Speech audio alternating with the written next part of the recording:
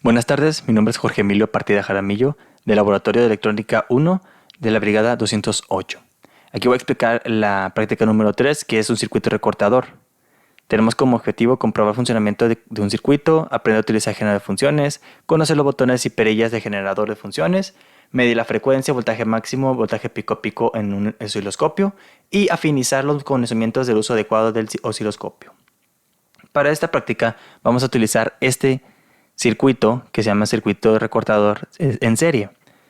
Los materiales que vamos a utilizar son un potenciómetro lineal de 1 kΩ, una resistencia de 100 kΩ y un diodo modelo 1N4148.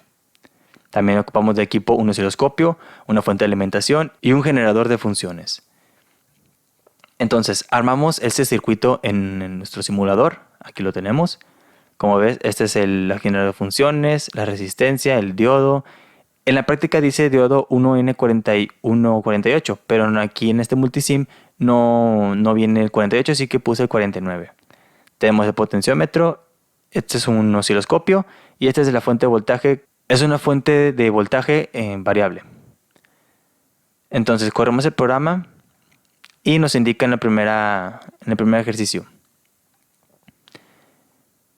Usar el multímetro digital para ajustar el potenciómetro hasta que el voltaje de corriente directa en VB sea de 3 volts. La VB vendría siendo antes del potenciómetro o después del diodo.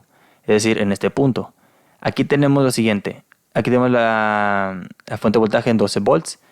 Y el potenciómetro lo vamos a acomodar a 25% de eficiencia para que nos dé los 3 volts.